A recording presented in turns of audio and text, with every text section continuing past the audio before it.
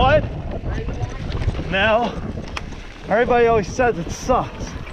Guess I won't know until I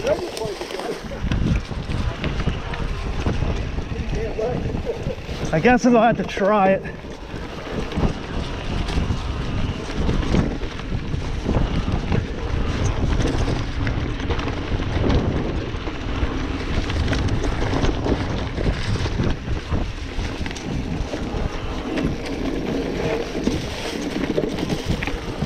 I would seriously consider doing an e-mountain bike race if they had one at Fair Hill.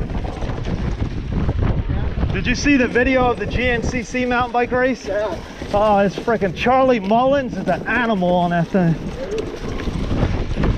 He's going to that big event up in New England, the Sea Otter.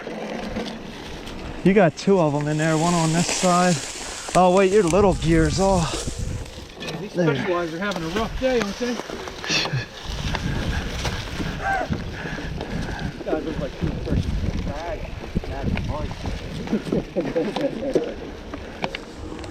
You gotta have the same, what's called kit now. You gotta have the same kit too, right?